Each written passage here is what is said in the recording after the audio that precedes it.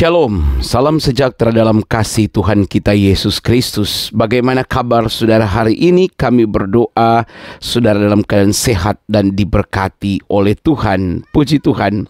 Akhirnya para mualaf sadar dan disadarkan bagaimana mereka pada waktu menjadi seorang Kristen dengan ajaran-ajaran penuh kasihnya.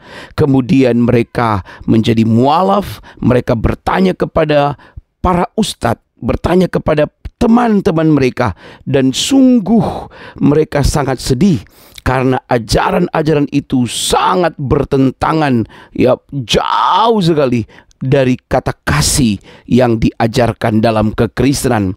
Hal itulah yang menyebabkan mereka kemudian berpikir kecewa, dan beberapa atau bahkan mereka semuanya kembali kepada Kristus, percaya kepada Yesus, meninggalkan hal agama-agama yang telah mereka anut selama ini. 7 tahun mereka melakukannya. Nah, bagaimana kisahnya? Selamat mengikuti kesaksian ini berikut. Berada di seberang itu selama 7 tahun, Bapak Ibu Saudara. Tuhan yang salah yang saya sembah itu kan. Saya tanya dengan Pak Ustadznya begini. Terus Pak Ustadznya bilang gini, nggak boleh, haram. Haram hukumnya. Memang dia bukakan ayatnya. Dia bukakan ayatnya, maaf saya nggak ingat lagi ayatnya tertulis di mana. Dia bukakan ayatnya bahwasanya memang haram hukumnya gitu. Di situ hati saya semakin sedih, Bapak Ibu Saudara. Dia bilang begini, kalau kamu disakitin, kalau kamu dizolimi, coba sholat tahajud, doakan yang menzolimi kamu itu. Nanti kalau bisa sambil nangis, mencucurkan air mata. Nanti Allah bales lebih daripada apa yang dia lakukan ke kamu. Saya di situ mulai agak bimbang. Kok Tuhan begitu ya? Saya gitu. Yang saya tahu dulu, Tuhan saya tuh nggak begitu. Penghakiman itu punyanya Tuhan. Saya cukup melepaskan berkat buat orang-orang yang menyakiti saya. Kalau di firman Tuhan bilang seperti kita menaruh bara api di atas kepala gitu kan. Kok agak beda ya? Saya di situ sudah mulai dapat satu titik yang saya nggak srek gitu. Dapat satu poin yang saya, kok saya berada di sini kok jadinya begini gitu. Kalau Tuhan saya yang dulu mengajarkan, agama saya yang lama mengajarkan nggak begitu. Ajarannya kasih, kalau kamu ditampar pipi kanan, kasih pipi kiri, kasih pipi kanan. Lepaskan berkat, lepaskan pengampunan. Kok ini berbeda? Masa saya mesti ngomong sama ya Allah balaskan? Aduh kok bisa begini ya? Itu yang membuat saya sudah mulai mundur satu langkah. Tapi saya dimualafkan di suatu daerah juga saya nggak tahu gitu itu di mana gitu kan, di kota Pekanbaru ini juga gitu. Saya dibawa ke suatu masjid, saya dimualafkan di situ ya, biasa mengucapkan 2 kalimat syahadat. Jadi masyarakat dan warga sekitar di situ tuh sudah siapin begitu rupa gitu. Pada saat itu saya terharu, benar-benar terharu karena saya memang nggak ada keluarga sama sekali gitu. Mereka bikin syukuran gitu, mereka bikin makan-makan, menjamu gitu kan. Terus saya karena memang sudah komitmen dari awal, saya nggak mau main-main. Saya belajar Iqra, Bapak Ibu Saudara. Saya belajar Iqra walaupun saya udah gede gitu kan. Jadi Iqra-nya tuh sama anak-anak barengan anak SD. Karena memang waktu itu kan suami saya kerja di pabrik minyak kelapa sawit. Jadi di situ tuh komplek Bapak Ibu Saudara, ada musola di situ. Jadi ada mama saya masuk muslim, mereka masuk muslim, mama saya ikut muslim, ikut papa saya. Tapi saya lihat gitu yang saya harapkan gitu juga tidak ada. Bahkan hidup mama saya di tangan suami hancur Bapak Ibu Saudara. Jadi mama saya pakai narkoba. Kebetulannya saya ambil keputusan, ya sudah, saya tinggalkan Tuhan gitu. Itu saya rasa keputusan yang paling bodoh gitu kan, yang pernah saya lakukan. Bahkan kalau ditanya orang kesalahan apa yang paling terbesar yang kamu lakukan, saya tinggalkan Tuhan pada saat itu gitu. Jadi saya putuskan gitu. Tapi saya bilang sama suami saya, ini berat, ini komitmen agama tuh nggak bisa main-main. Saya bilang gitu. Sekali saya tinggalkan, saya harus sungguh-sungguh. Dan saya juga komitmen gitu dalam hati saya gitu. Oke, kalau memang aku harus nyebrang, saya harus masuk Islam, saya juga nggak mau main-main gitu. Saya juga mau sungguh-sungguh gitu. Alhasil kami pergi ke Pekanbaru. Sampai di Pekanbaru di sini ada kakak ipar saya memang sudah tinggal di Pekanbaru. Jadi saya dimualafkan gitu. Marbotnya istilah mereka gitu kan. Ada itu saya juga nggak kenal gitu kan mereka siapa-siapa gitu, saya nggak kenal, tapi mereka bikin sambutan yang luar biasa gitu kan, mereka bikin acara syukuran gitu, mereka adakan makan-makan gitu. Saya sebenarnya di situ sedih, campur aduk gitu. Satu sisi saya sedih gitu, saya harus tinggalin Tuhan gitu. Di sisi lain saya senang karena saya dapat keluarga gitu kan. Akhirnya setelah proses masuk Islam selesai, beberapa minggu kemudian mertua saya datang dari Bekasi. Kami dinikahkan secara Muslim, Jadi saya karena memang dari awal sudah komitmen, kalau saya sudah Muslim saya nggak mau main-main gitu. Waktu itu suami saya kerja di PMKS, pabrik minyak kelapa sawit. Jadi di situ posisinya komplek. Di komplek itu ada musola gitu, ada musola. Istilah mereka marbot gitu kan, ada marbotnya, ustadznya gitu kan, ngajar ngaji gitu. Jadi saya Bapak Ibu Saudara, saya karena nggak mau main-main, jadi saya ikut juga gitu belajar pengajian, ikut belajar Iqra sampai khatam juga Bapak Ibu Saudara. Jadi Iqra saya tuh barengan sama anak-anak kecil, anak-anak SD umur-umur 6 tahun, 7 tahun gitu kan. Sampai mereka mengejek saya gitu. Ibu udah besar kok masih alip-alipan, dia bilang. Ya nggak apa-apa, Ibu lagi belajar, saya bilang gitu. Jadi semakin saya semakin dalam gitu, saya ikut perwiritan juga gitu kan. Di komplek itu setiap Kamis tuh wajib gitu untuk karyawan ibu-ibu, perwiritan untuk ibu-ibu gitu. Jadi saya ikut juga dalam perwiritan Bapak Ibu Saudara. Jadi setelah Tuhan izinkan saya itu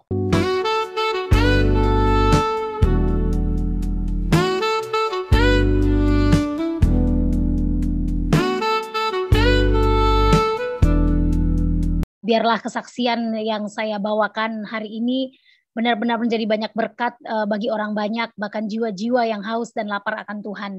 Jadi sebelum saya bersaksi, saya cerita dulu latar belakang saya.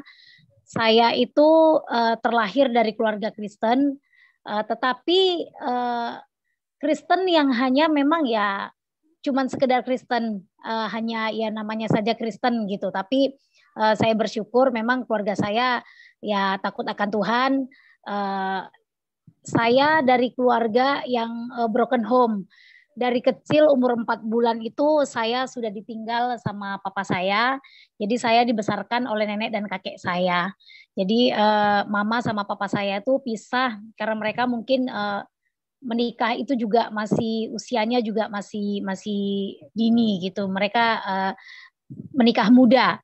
Jadi mungkin mama saya belum siap atau bagaimana, mama sama papa saya berpisah pada saat saya umur 4 bulan. Jadi jujur saya itu dulu orangnya minderan. Dulu saya tuh orangnya nggak pedean karena saya tuh lihat teman-teman saya punya keluarga yang lengkap. Saya melihat teman-teman saya tuh punya mama papa, saya agak malu gitu. Saya sampai saya SMA itu saya menutup diri bahwasanya saya itu punya keluarga yang broken, itu saya nggak ngomong sama teman-teman saya. Saya berbagai alasan menutupi gitu. Waktu itu kami tinggal di Bekasi, mama saya tinggal di Malang, Jawa Timur. Jadi kalau ada teman saya tanya gitu, kenapa kamu tinggal sama nenek kamu? Saya bilang, iya karena saya nggak suka tinggal di Malang, saya maunya tinggal di sini, saya bilang gitu. Jadi di perjalanan saya memang kalau nenek saya itu ya karena memang orang pebisnis gitu kan, ke gereja ya ke gereja, tapi hanya sekedar ke gereja. Tapi saya waktu itu dipertemukan dengan seorang teman, dia yang membawa saya mengenal Tuhan pada saat masa remaja. Saya sungguh-sungguh saya cari Tuhan pada saat itu tahun 1998. Saya kelas 2 SMA. Saya dulu kalau persekutuan karismatik ini masih dianggap orang kita ini nyeleneh, kita sesat, apa tuh gereja tepuk tangan gitu, apa tuh bahasa-bahasa roh. Jadi keluarga saya sendiri pun menganggap itu sesat gitu. Tapi saya dengan sembunyi-sembunyi saya ikutin, dengan sembunyi-sembunyi saya rajin ke gereja, dengan sembunyi-sembunyi saya ikut ibadah youth gitu. Tapi seiring berjalannya waktu, memang jujur Bapak Ibu Saudara, saya itu rindu figur seorang bapak gitu. Bahkan saya dengan kakek saya itu panggilnya bukan, kalau kami orang Karo gitu, kebetulan saya berginting, panggil bulang gitu kan, opung gitu kalau orang Batak, opung doli, tapi saya nggak mau gitu, saya panggil bapak gitu ke kakek saya gitu. Begitu rindunya, begitu hebatnya, saya itu begitu kepingin gitu punya bapak gitu.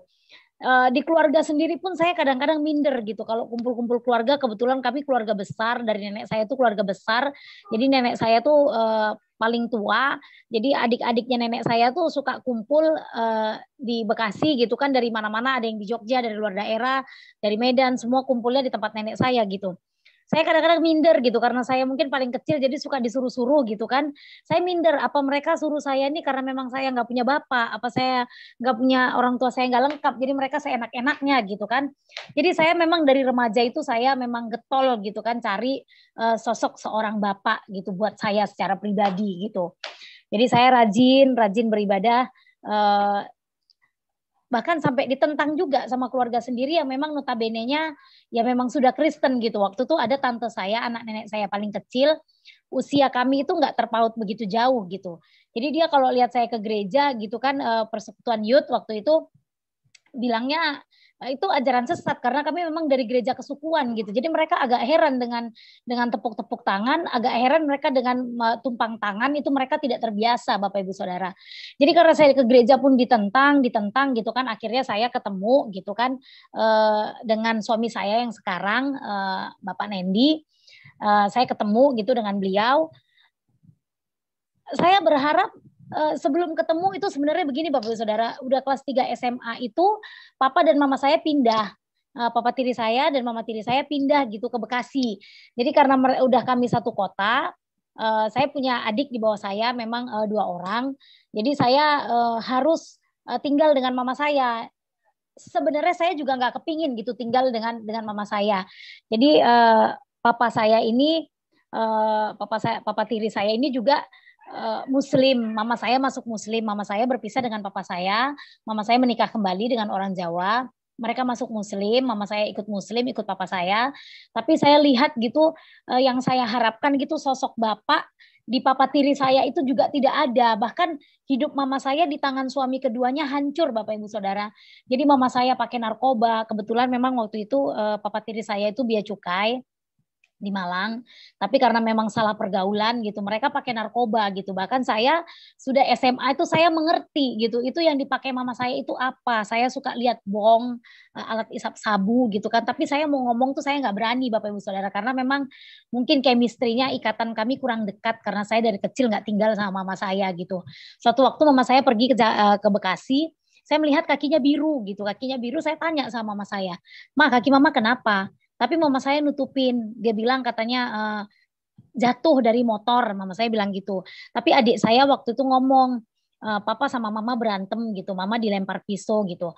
Terus ada pembantu mama saya dulu juga suka ngomong gitu sama saya gitu kan. Sekali waktu saya berkunjung ke Malang, mereka tidak ada di rumah gitu, bahkan sampai adik-adik saya tuh ditinggalin gitu aja gitu, nggak diurusin, hanya sama pembantu. Jadi pembantunya mama saya tuh ngomong ke saya, "Mamamu udah jarang pulang gitu kan, sama papamu kerjanya sih happy-happy aja, mereka pakai narkoba gitu." Padahal saya tahu gitu apa yang mereka kerjakan, saya tahu gitu. Jadi saya nggak ada lagi, nggak melihat juga gitu sosok bapak gitu di papa tiri saya gitu kan. Saya nggak lihat itu gitu.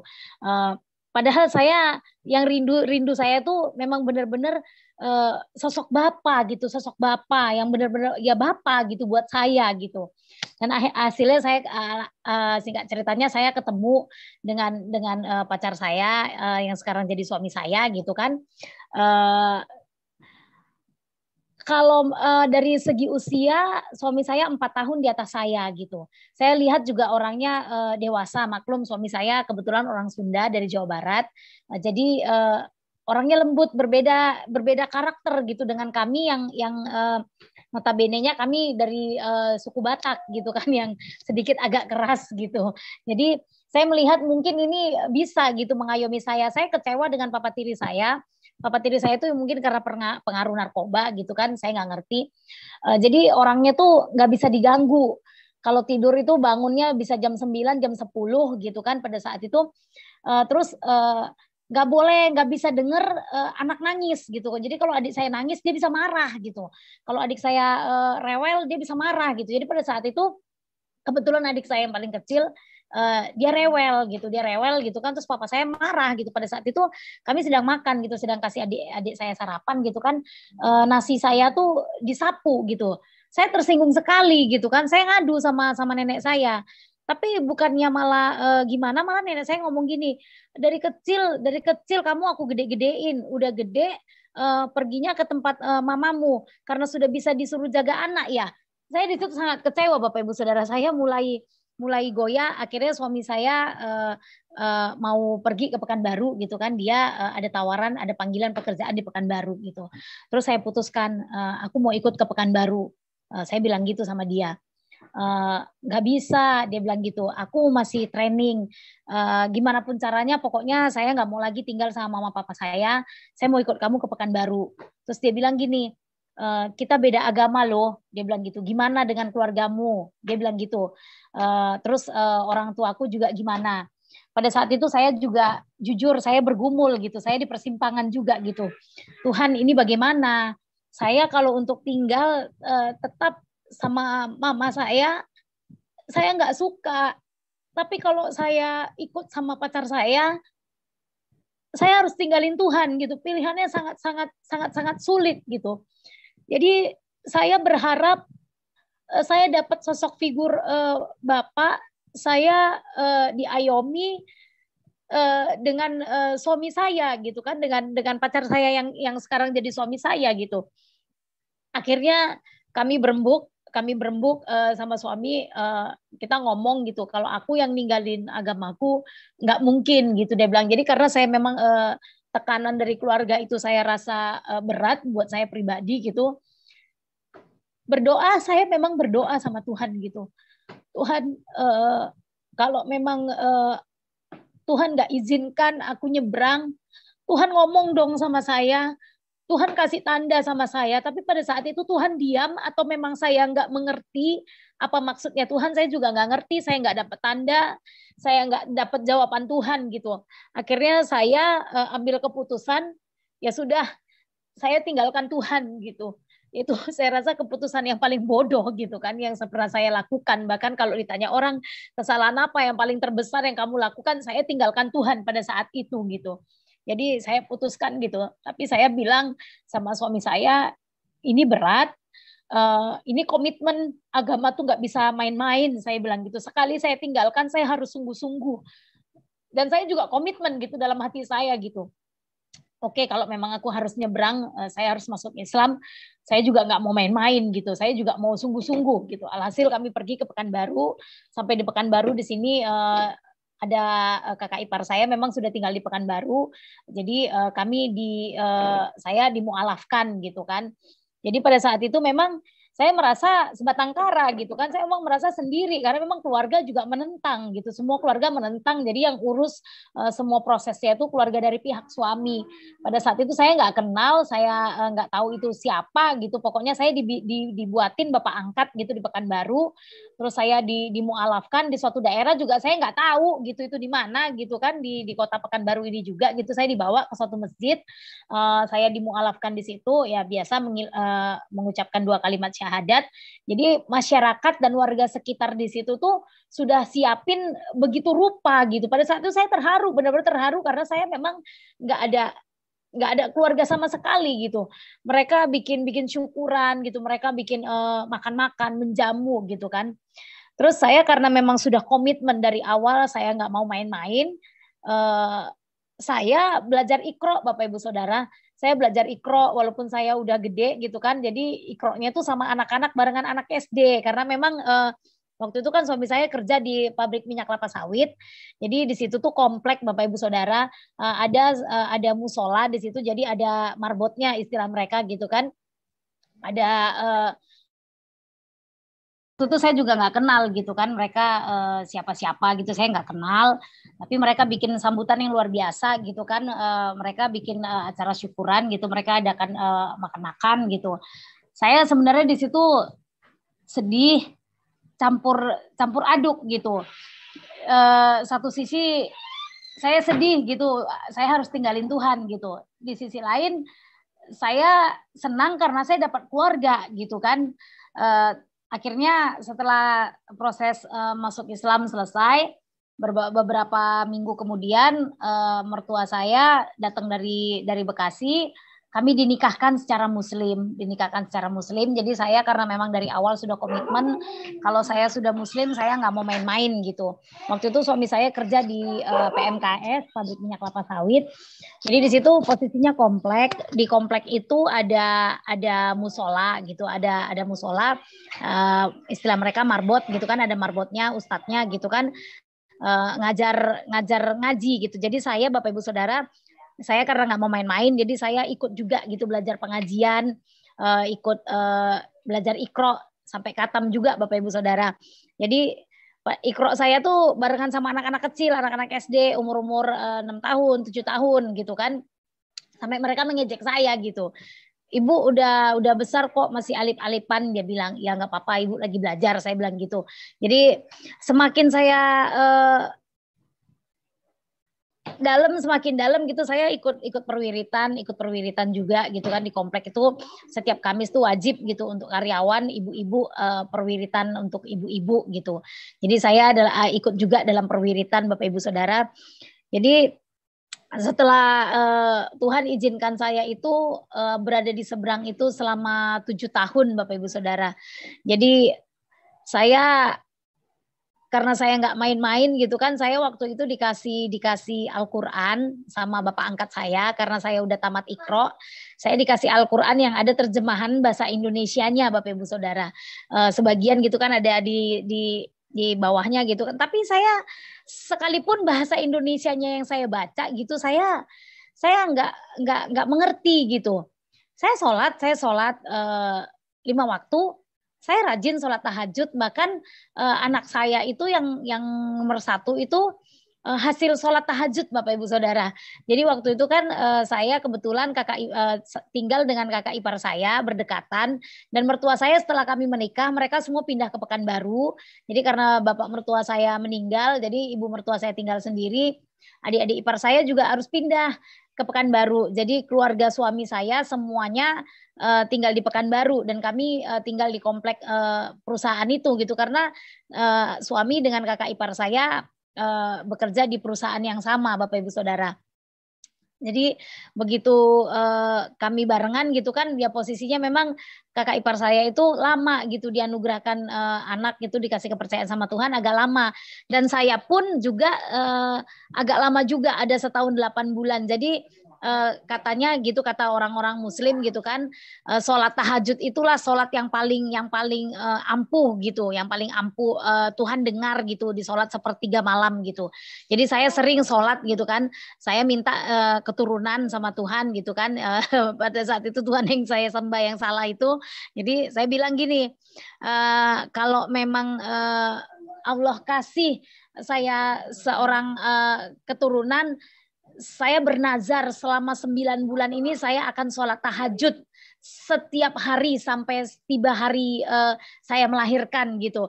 Jadi anak saya yang pertama itu hasil sholat tahajud Bapak Ibu Saudara. Jadi saya sholat tahajud gitu. Jadi pada suatu ketika saya ada persoalan gitu, biasalah kalau di komplek gitu kan, masalah saya difitnah sedikit gitu kan. Saya nggak lakukan itu, tapi mereka bilang saya begitu gitu kan. Saya curhat ke teman gitu kan. Dia bilang begini, kalau kamu disakitin, kalau kamu dizolimi, coba sholat tahajud, doakan yang menzolimi kamu itu. Nanti kalau bisa sambil nangis mencucurkan air mata, nanti Allah bales lebih daripada apa yang dia lakukan ke kamu. Saya di situ mulai agak bimbang. Kok Tuhan begitu ya? Saya gitu. Yang saya tahu dulu, Tuhan saya tuh nggak begitu. Penghakiman itu punyanya Tuhan. Saya cukup melepaskan berkat buat orang-orang yang menyakiti saya. Kalau di firman Tuhan bilang seperti kita menaruh bara api di atas kepala gitu kan. Kok agak beda ya? Saya di situ sudah mulai dapat satu titik yang saya nggak srek gitu, dapat satu poin yang saya kok saya berada di sini kok jadinya begini gitu. Kalau Tuhan saya yang dulu mengajarkan, agama saya yang lama mengajarkan nggak begitu. Ajarannya kasih, kalau kamu ditampar pipi kanan, kasih pipi kiri, kasih pipi kanan. Lepaskan berkat, lepaskan pengampunan. Kok ini berbeda? Masa saya mesti ngomong sama ya Allah balaskan? Aduh kok bisa begini ya. Itu yang membuat saya sudah mulai mundur satu langkah. Tapi saya nggak mundur dalam hal untuk mempelajari lebih dalam. Enggak, Bapak Ibu Saudara. Saya hanya melihat kok ada perbedaan yang begitu. Pada suatu ketika saya itu setelah beberapa bulan menikah, papa saya cari saya ke Jakarta, papa saya cari saya ke Bekasi dan ketemu dengan teman saya, teman saya itu ngarahin papa saya ke rumah mertua saya. Akhirnya mertua saya kasih tahu kami tinggal di Pekanbaru, papa saya datang. Papa saya datang ke Pekanbaru. Saya tahu papa saya pada saat itu juga sudah menikah lagi dan papa saya juga masuk Muslim. Pada awalnya mungkin ini rencana Tuhan. Pada awalnya saya pandangannya begitu, mungkin Tuhan mau taruh saya memang di agama yang ini karena bukan mama saya juga berpisah menikah lagi dengan orang Jawa masuk Islam. Bahkan papa saya pun menikah dengan orang Kerinci masuk Islam juga gitu kan, mungkin awalnya, tapi kok di sini kok jadi begini gitu. Jadi enggak, beberapa tahun kemudian nenek saya meninggal, nenek saya yang dari papa saya itu meninggal. Saya ada kebagian wirid minggu depannya di rumah saya. Saya tanya dengan Pak Ustadznya begini, Pak Ustadz nenek saya baru meninggal, boleh nggak saya doain nenek saya, tapi summa ila arwahinya, saya sebutkan nenek saya yang sudah meninggal, tapi nenek saya Kristen, saya bilang gitu. Terus Pak Ustadznya bilang gini, nggak boleh, haram. Haram hukumnya, memang dia bukakan ayatnya. Maaf saya nggak ingat lagi ayatnya tertulis di mana. Dia bukakan ayatnya, bahwasanya memang haram hukumnya gitu. Di situ hati saya semakin sedih Bapak Ibu Saudara. Hati saya semakin sedih, aduh Tuhan, gimana ini ya Allah gitu. Tuhan yang salah yang saya sembah itu kan. Ini gimana? Masa doakan nenek saya aja haram gitu. Sementara nenek saya yang membesarkan saya yang masih hidup juga beragama Kristen. Apakah haram juga nanti kalau saya doakan nenek saya pada saat nanti dia meninggal? Di situ bergejolak dalam hati saya gitu. Aduh gimana, saya benar-benar nggak suka di dalam situasi itu. Saya kembali lagi mengingat apa yang Tuhan Yesus ajarkan gitu. Saya kembali lagi mengingat apa yang sudah saya terima selama ini gitu. Kok Tuhannya saya sekarang ini kok begini ya? Sementara di firman Tuhan, siapakah di antaramu seorang sesama manusia itu justru kasih lagi, kok berbicara lagi Tuhanku tuh berbicara tentang kasih. Ini hanya karena berbeda kepercayaan kok jadinya haram, kok segampang itu aja menghalalkan dan mengharamkan gitu kan. Saya sudah mulai lagi, nah itu poin kedua yang buat saya tidak nyaman di agama Muslim. Waktu itu kami ada pergumulan dengan suami gitu, ada pergumulan, biasalah kami memutuskan pada saat itu setelah goncang iman saya memutuskan, saya bilang sama suami saya begini, ya aku mau ini aja deh, aku mau berdagang, aku nggak suka tinggal di komplek. Saya bilang gitu, aku nggak suka tinggal di komplek, kalau kamu masih tetap mau bekerja, nggak apa-apa, kamu bekerja aja, saya mau berdagang. Jadi pada saat itu suami saya sudah pindah tugas, tidak lagi di Pekanbaru. Pada saat itu kami di Labuhan Batu, tepatnya di Negeri Lama. Jadi saya bilang sama suami saya mau pindah ke Rantau Prapat, saya mau jualan di sana, saya mau berdagang di sana. Saya bilang gitu sama suami saya. Dan puji Tuhan memang suami saya izinkan saya berdagang. Pada akhirnya dia juga karena memang usaha kita sudah meningkat, dia yang resign gitu. Harus saya memang berpikir gini, kalau saya di komplek, apalagi di komplek PT, saya nggak akan bisa melangkah sesuka hati saya karena karyawan itu ya memang terikat gitu dan monoton di situ, asik itu aja dari jam 7 malam ke jam 7 pagi, sipnya dari jam 7 pagi dari jam 7 pagi ke jam 7 malam, sip malam dari jam 7 malam sampai ke jam 7 pagi. Jadi saya memang benar-benar sepertinya dicekokin dengan hal-hal yang ya ibu-ibu kegiatannya cuman itu pengajian, pengajian gitu kan. Saya putuskan saya harus keluar dari komplek. Pada saat itu iman saya memang sudah goyah. Saya sudah begah gitu di situasi di posisi saya gitu. Saya nggak suka gitu. Saya sayang sama nenek saya sayang sama keluarga saya gitu. Tapi dengan segampang itu mendoakan pun tidak boleh gitu. Dan itu dibukakan di Alkitab mereka gitu kan, di Al-Qur'an. Ya kalau saya lakukan berarti saya nggak jadi panutan juga gitu kan. Saya akhirnya putuskan saya pindah ke Rantau Prapat, dan pada saat itu kami ada pergumulan dengan suami. Maaf, pada saat itu saya lagi datang bulan, tapi nggak bisa sholat kan. Saya berpikir gini, ya kok peraturan agamanya begini banget. Kalau dulu kapan saja saya mau datang sama Tuhan, kapan saja saya mau ngadu apapun persoalan saya sama Tuhan, Tuhan lihat hati saya, Tuhan nggak lihat keadaan jasmani saya. Tuhan lihat hati saya. Kalau dulu saya diajarin, kalau kita berjalan ke arah Tuhan, Tuhan akan berlari ke arah kita. Jadi pada saat itu saya dalam pergumulan itu saya benar-benar merasa sedih, saya benar-benar merasa jengkel, kok seperti ini gitu kan. Itu poin ketiga yang buat saya nggak nyaman gitu kan. Terus saya juga pernah mengalami mimpi gitu kan. Mimpinya tuh memang nggak enak gitu. Memang ya bisa dibilang ya mimpi buruk gitu. Saya ngomong ke suami gitu kan, ya aku kok mimpi gini. Coba baca surat Anas gitu kan. Memang saya hafal itu bacaan gitu kan. Jadi saya hafal seolah-olah kalau memang ini jadi seperti ini doa atau mantra gitu. Jadi saya merasa di dalam sholat-sholat saya, surat-surat yang saya bacakan itu bukan doa. Kalau doa yang Tuhan ajarkan dulu itu komunikasi saya dengan Tuhan. Isi hati saya bebas aja curahkan sama Tuhan. Tuhan aku begini, aku begitu, Tuhan dengar gitu kan. Bahkan Tuhan itu bagi kita orang yang percaya seperti seorang sahabat gitu. Kadang-kadang kita dengan orang tua aja ada hal-hal yang kita tutupin, tapi dengan sahabat kita terbuka gitu. Ini mantra atau apa gitu. Itu juga poin yang buat saya tidak nyaman lagi di situ gitu. Semakin saya belajar, semakin saya ini banyak hal-hal yang ganjil gitu, yang janggal gitu yang saya dapatkan gitu. Jadi aduh, kok begini ya, saya nggak bisa datang sama Tuhan kapan saja saya mau gitu. Terus kalau Tuhan hari ini datang hanya karena saya memang saya perempuan ya, memang wanita, terus kok begini. Terus kalau Tuhan datang hari ini saya nggak terangkat dong, saya nggak bisa masuk surga dong. Saya berpikirnya seperti itu Bapak Ibu Saudara. Dan satu hal lagi yang paling mendasar itu begini Bapak Ibu Saudara.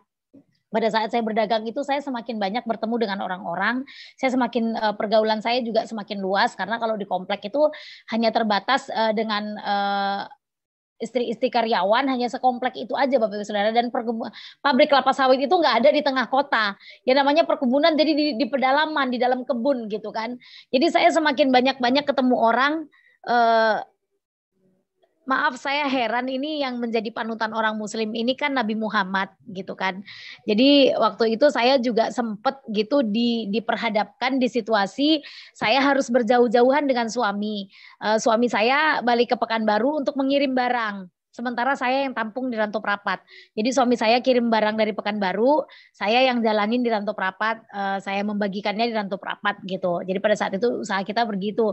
Terus teman-teman gitu kan suka nggak tahu ngeledekin, nggak tahu gimana, karena memang di agama mereka itu ya memang ya seperti itu gitu kan. Terus dia bilang gini, Nov, kamu jauh-jauhan sama suamimu, nanti suamimu di sana kecantol lagi sama perempuan lain, dia bilang gitu. Saya bilang gini, nggak mungkin lah.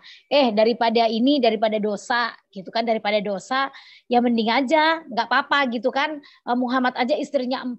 Saya jujur dari awal tadi saya bersaksi, saya itu trauma dengan pernikahan yang gagal gitu. Saya nggak mau anak saya seperti saya nggak mau anak saya minder, saya nggak mau anak saya nggak punya keluarga yang nggak lengkap gitu.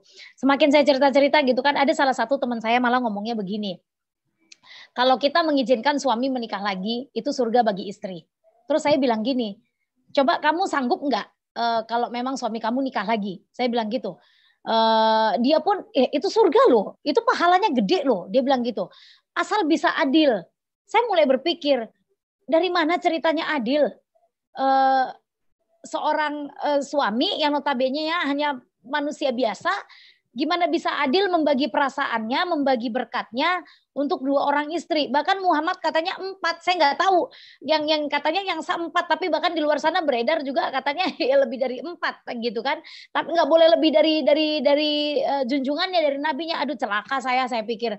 Kalau begini bisa memuaskan hawa nafsunya dengan tameng keagamaan, membenarkan sesuatu yang salah dengan memakai peraturan-peraturan agama. Saya di situ benar-benar saya celaka ada di sini. Yang saya tahu di kekristenan itu, keluarga itu yang Tuhan pakai loh. Keluarga itu sakral. Tuhan memulai umatnya itu dari keluarga. Saya benar-benar ini celaka saya ada di sini. Kok panutannya begini? Saya pikir begitu kan. Dia bilang katanya daripada masalah nikah siri gitu kan. Saya memang waktu saya di Muslim saya nggak terlalu banyak untuk membahas-bahas masalah itu gitu kan. Begitu saya berjauh-jauhan dengan suami, terus teman-teman juga pergaulan saya juga semakin luas karena saya sudah tidak berada di komplek PT lagi. Ini saya benar-benar celaka saya pikir. Daripada berdosa mending nikah siri. Aduh, ini menghalalkan sesuatu yang najis dengan tameng agama, ini nggak bener. Saya benar-benar di situ mentah hati. Saya benar-benar sudah nggak mau, istilah katanya saya enek gitu kan. Ini apa kok bisa begini? Saya benar-benar, aduh Tuhan, saya memang benar-benar salah. Tapi saya mau melangkah juga saya bagaimana gitu. Jadi suatu ketika Tuhan jamah saya itu waktu gempa di Padang. Waktu gempa di Padang itu saya lagi nonton TV, tiba-tiba terasa gitu bergoncang gitu kan. Saya mual, saya pusing. Kebetulan saya lagi nonton TV itu dengan teman sebelah rumah saya. Aduh Kak, aku pusing loh, saya bilang gitu. Coba buka TV, gempanya di mana? Waktu itu kita buka Metro TV, makanya saya tahu itu gempa di Padang. Jadi begitu teman saya pergi, saya berpikir, Tuhan, dari mulai saya membahas masalah saya udah enek itu, saya bilang saya nggak pernah sholat lagi Bapak Ibu Saudara. Saya merasa ini memang saya salah gitu. Jadi begitu mata rohani saya dibukakan, kok orang-orang junjungan, nabi, panutan, kok ajarannya seperti itu ya. Saya sudah mulai terbuka mata rohani saya, mulai Tuhan bukakan, mulai Tuhan singkapkan segala sesuatu yang selama ini terselubung. Saya nggak bisa tidur Bapak Ibu Saudara. Sepanjang malam tuh saya berpikir, Tuhan, aku mau kembali sama Tuhan. Kayaknya aku sudah salah. Sudah 7 tahun Tuhan izinkan aku berada di seberang. Tapi mungkin ini saatnya Tuhan, aku mau ambil tindakan. Pada saat itu saya pusing, saya mual. Kalau Tuhan hari ini datang, posisiku di mana? Saya waktu itu sudah ada setahun lebih saya tidak sholat. Saya nggak mau lagi puasa. Kalau dulu saya sering rajin saat puasa Ramadan juga, biar suami juga nggak puasa, saya tetap bangun sahur, saya masakan buat suami. Tapi nanti akhirnya siang dia namanya seorang ini ya pegawai juga, mungkin dia di lapangan nggak tahan juga gitu kan. Ya saya tetap saya jalankan Bapak Ibu Saudara. Tapi semenjak selubung itu tersingkap, saya merasa saya berada di tempat yang salah, yang enggak benar gitu kan. Suatu saat bagaimana kalau memang saya mau surga, suami saya harus minta izin saya menikah lagi. Aduh, itu bagi saya bukan surga lagi, sudah neraka dunia Bapak Ibu Saudara. Jadi saya nggak mau, surga apa yang dia janjikan itu saya juga nggak ngerti gitu, entah surga apa. Ya mungkin bagi para lelaki itu memang surga dia gitu, tapi bagi saya seorang perempuan, seadil apa sih perempuan? Saya punya anak 3 Bapak Ibu Saudara, saya punya anak 3. Saya mengasihi mereka sama, tapi terkadang juga setipis kulit bawang aja pasti ada perbedaan. Bukan bermaksud saya membeda-bedakan anak saya, tidak. Ya demikian juga dengan Tuhan, kita anak-anak Tuhan. Tapi siapa yang bisa mengambil hatinya Tuhan? Tuhan terlebih sayang, Tuhan terlebih mengasihi. Apalagi ini di kehidupan pernikahan, aduh nggak akan mungkin saya pikirkan. Jadi setelah itu selubung itu disingkapkan, saya ada setahun lebih mungkin saya udah nggak pernah lagi sholat, saya udah nggak pernah lagi, ya udah memang keagamaan memang sudah saya tinggalkan.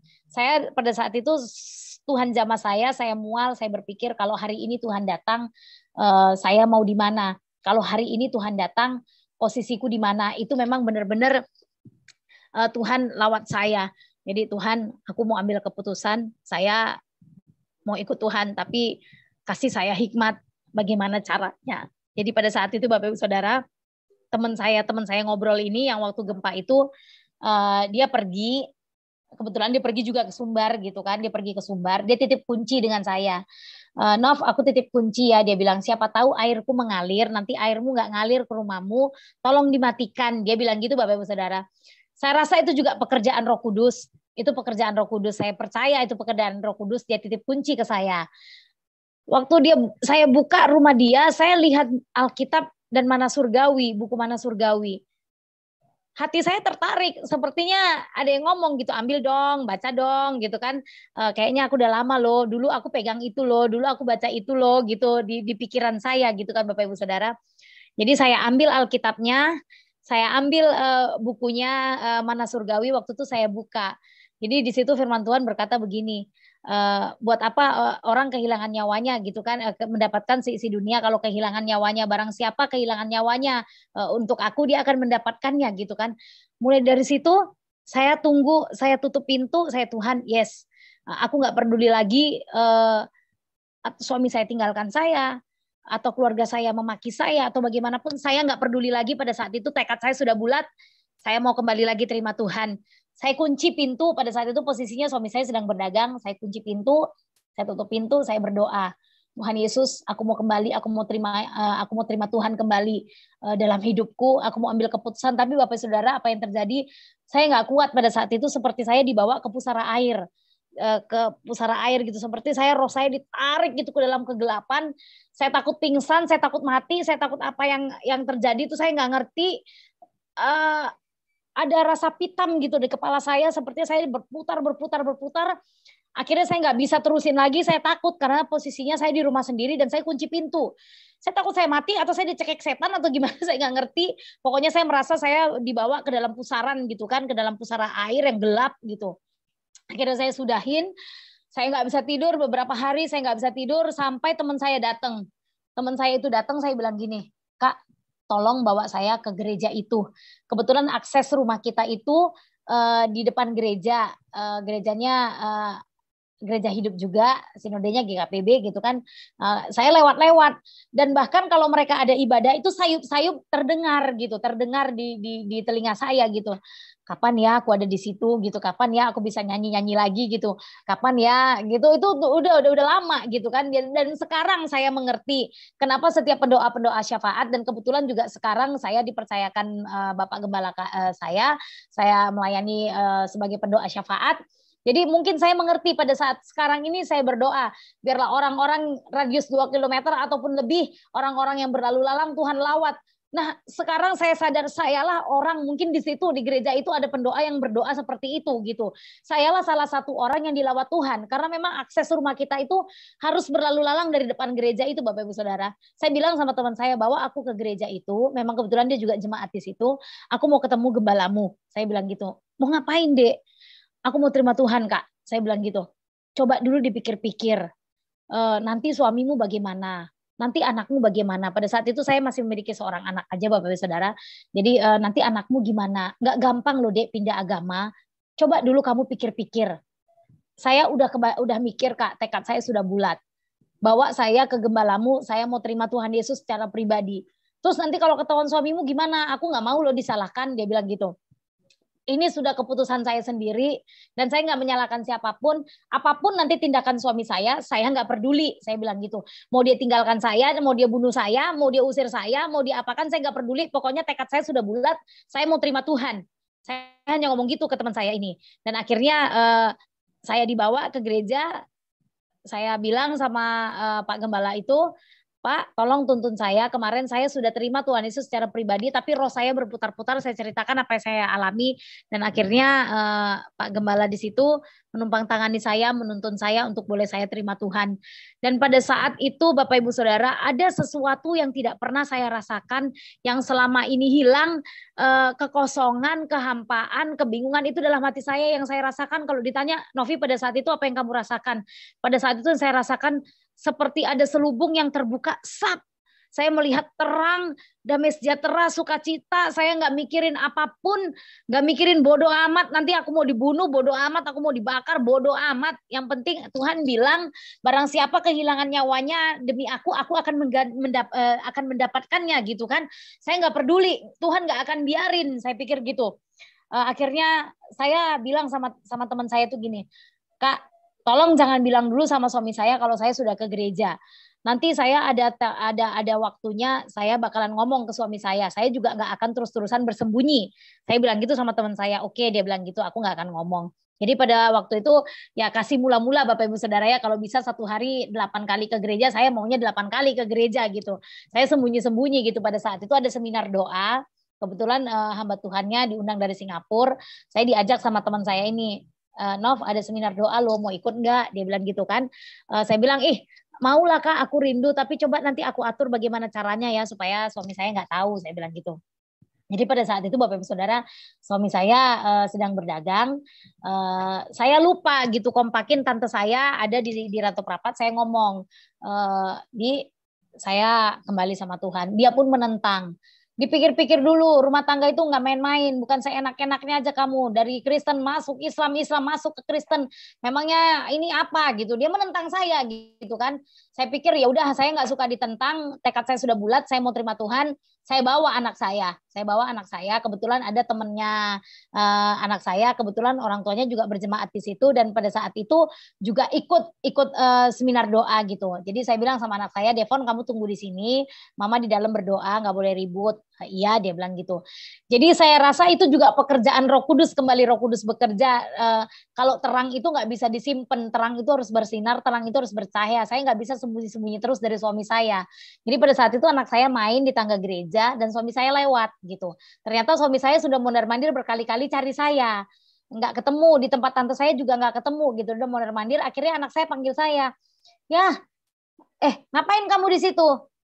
Mama di dalam, Mama berdoa. Itu suami saya ngamuk, suami saya pakai motor, itu motor digas-gas, dia marah-marah di gereja, keluarkan istriku, dia sempat panggil teman-temannya, dia mau bakar itu gereja. Kalau enggak, aku bakar gerejamu. Saya jujur secara daging memang roh saya, saya nggak takut, mau saya dibakar, mau saya dibunuh, mau saya diusir, diceraiin, saya nggak peduli gitu kan. Pada saat itu saya diem, saya takut ditumpang tanganin dengan hamba Tuhan yang ada di situ. Ibu nggak usah takut, ibu hadapi saja, ibu jangan membantah, ibu jangan melawan, ibu berdoa saja sama Roh Kudus, berdoa minta pimpinan Roh Kudus supaya Roh Kudus yang berbicara, supaya Roh Kudus pakai lidah bibir perkataan ibu berbicara untuk suami ibu. Saya ingat aja itu, saya diem, saya dibonceng, suami saya marah-marah, tapi aslinya Bapak Ibu Saudara, saya orangnya agak bawel, agak cerewet, tapi pada saat itu Roh Kudus ubahkan saya.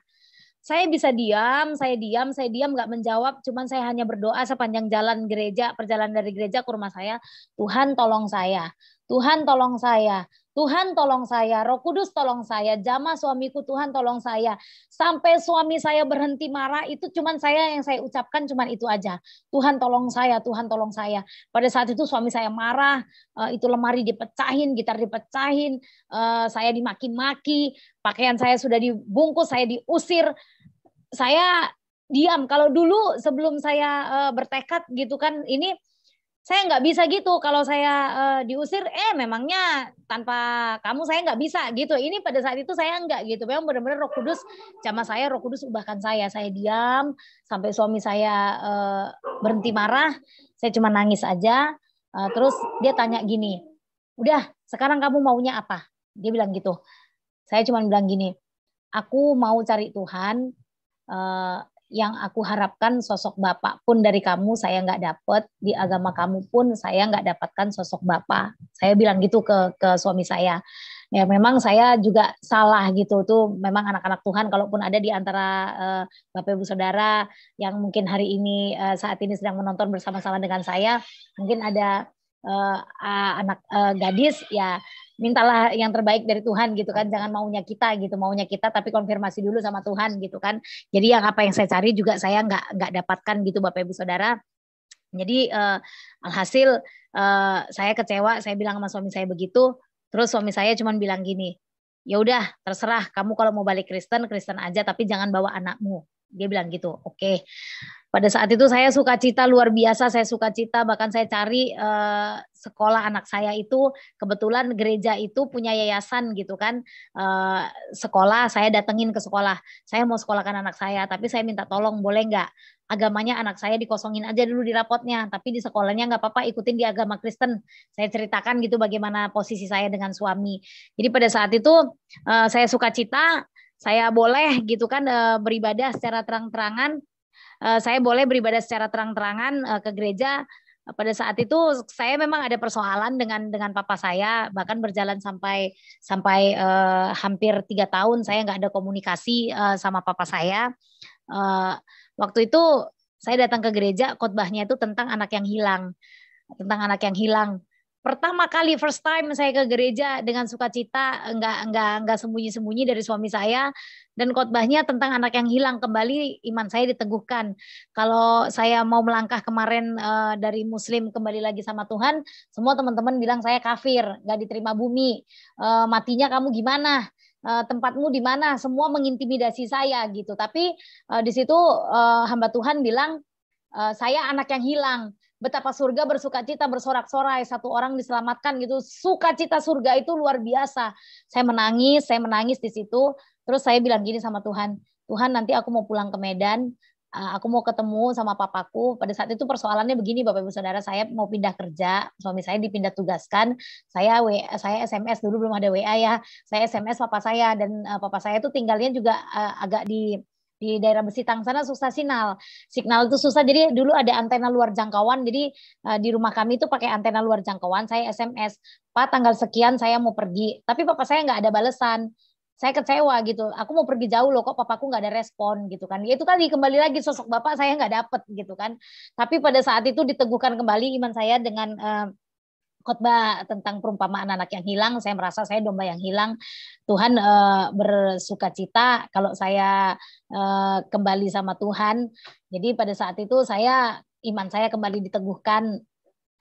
Yes, aku mau ngomong sama papaku, nanti aku mau datang sama papa, aku mau minta maaf, apa sih sebenarnya jadi persoalan gitu kan. Saya ganti nomor, saya nggak kasih tahu sama papa saya gitu, saya buang nomor saya gitu karena saya jengkel gitu.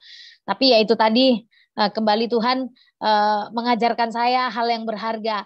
Pada saat sudah saya punya tekad, saya mau datengin papa saya, begitu pulang gereja, saya dapat kabar papa saya meninggal. Jadi saya datang pulang, kok rumah udah dibersihin sama suami saya, itu semua colokan-colokan uh,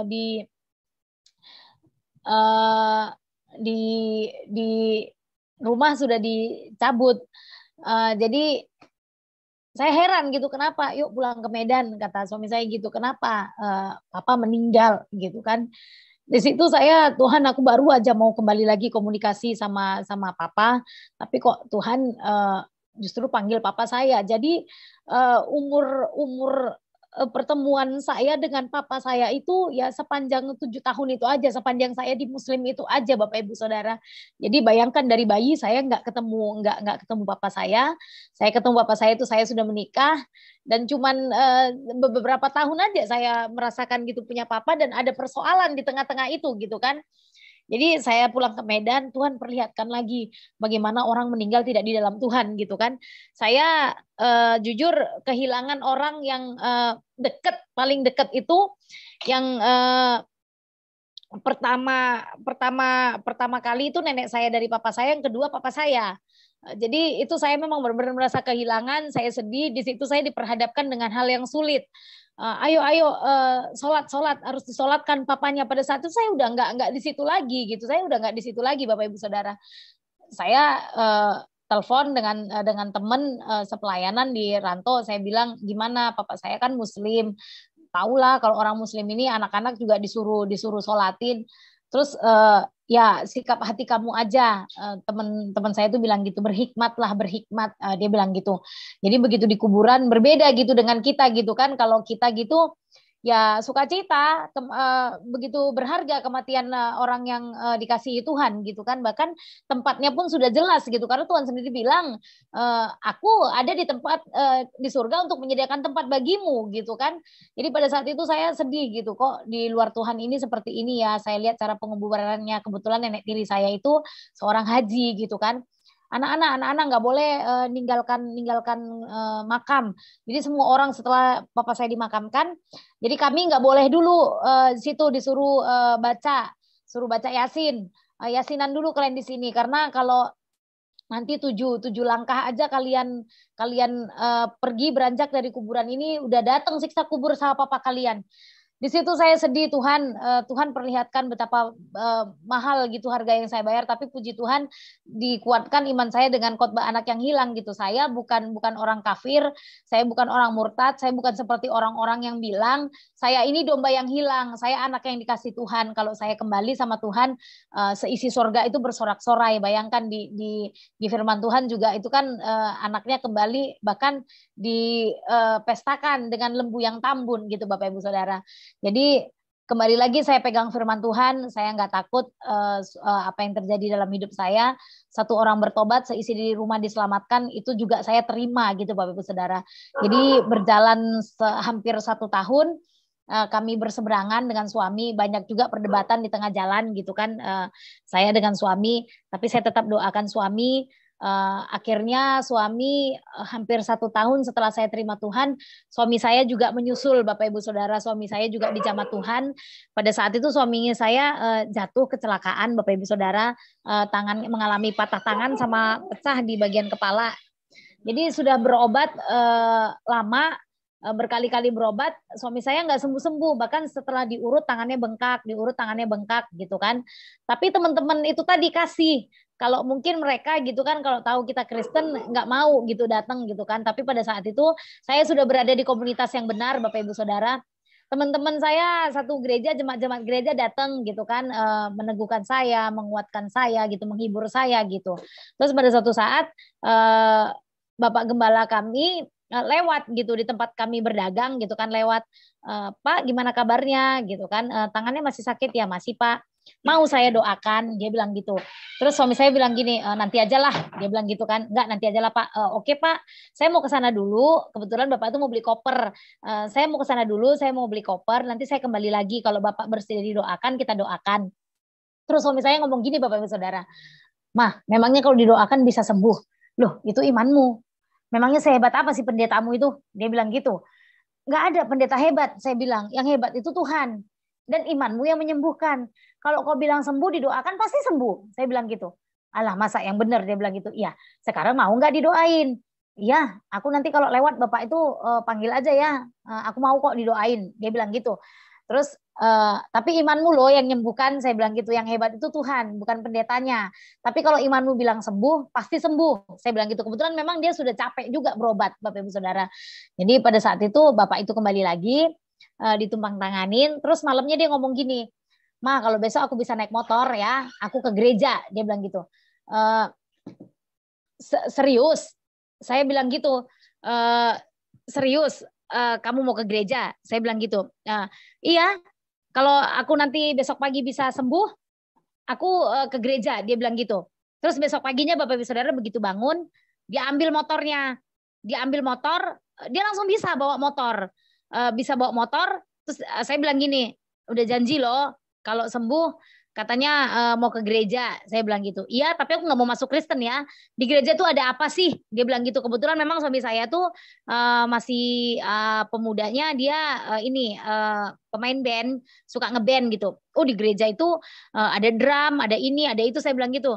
Ya udah, aku ke gereja, tapi aku nggak mau masuk Kristen ya. Iya nggak apa-apa. Saya bilang gitu. Saya berharap gini, dalam hadirat Tuhan itu, dalam pertemuan, dalam ibadah pasti ada hadirat Tuhan. Nggak mungkin dia nggak kena jamahan Tuhan. Mau didoakan aja itu sudah jamahan Tuhan. Saya berpikirnya seperti itu Bapak Saudara. Akhirnya dia ke gereja, beberapa kali saya bilang sama teman saya, kebetulan dia nggak mau buka topi. Pada saat itu ditegur dengan asyirnya, katanya apa? nggak boleh Pak, nggak sopan pakai topi gitu kan. Terus saya bilang gini, saya datengin, Bu maaf Bu itu suami saya masih muslim, biarin aja dia dulu begitu, saya bilang begitu. Terus suami saya diem-diem Bapak Ibu Saudara tanpa sepengetahuan saya, dia minta dibaptis. Suami saya minta dibaptis. Suami saya minta dibaptis tanpa sepengetahuan saya Bapak Ibu Saudara. Jadi saya terharu pada saat itu, dia udah nyerah, anak saya nangis, tidur, nangis, teriak-teriak. Katanya dia mimpi dikejar-kejar setan. Jadi dia tanya sama ayahnya, Kak, makanya saya bilang gini, makanya kalau mau tidur itu kamu berdoa dulu, saya bilang gitu. Doanya gimana, Ma? Dia bilang gitu. Yang nggak tahu, tanya ayah. Saya bilang gitu. Kalau Mama sih berdoanya ya bahasa Indonesia, yang ngomong aja, Tuhan Yesus, saya mau tidur, lindungi, tanya ayah. Terus pada saat itu anak saya bikin doa makan. Itu doa makan, saya bilang gitu. Allahumma firma barik lana, itu doa makan, saya bilang gitu. Terus saya tanya, itu doanya yang benar gimana dong? Ya tanya sama ayah, saya bilang gitu. Dan kebetulan ayahnya juga bilang, ya udah sama aja. Dia bilang gitu. Aduh, ini mau jadi apa ini keluarga saya begini? Saya pikir seperti itu Bapak Ibu Saudara. Dan tapi puji Tuhan, Tuhan menggenapi seluruh firman-Nya. Satu orang bertobat, seisi rumah diselamatkan itu. Akhirnya dia udah penat, mungkin anak nggak boleh saya bawa gitu kan. Akhirnya dia mempersilahkan anaknya dibawa. Ya udah, boleh kamu bawa. Pada saat itu saya ngomong, aku mau penyerahan anak, saya bilang gitu. Itu artinya apa sih penyerahan anak? Ya kita serahkan seluruh hidupnya, masa depannya ke tangan Tuhan, saya bilang gitu. Biar Tuhan yang pelihara hidupnya. Oke lah, nggak apa-apa penyerahan anak. Tapi kamu harus di situ, saya bilang gitu. Nah, kamu harus di situ. Terus akhirnya suami saya mau, dan diem-diem dia pergi konseling untuk baptis. Jadi waktu penyerahan anak itu saya lihat di slide gereja. Saya lihat di slide gereja jemaat yang menyerahkan dirinya untuk dibaptis. Saya lihat ada nama suami saya di situ. Saya tanya sama dia, loh, memangnya kamu mau dibaptis? Iya. Kok nggak bilang-bilang? Aku udah konseling kok sama, waktu itu ada hamba Tuhan. Aku udah konseling sama Pak Samuel.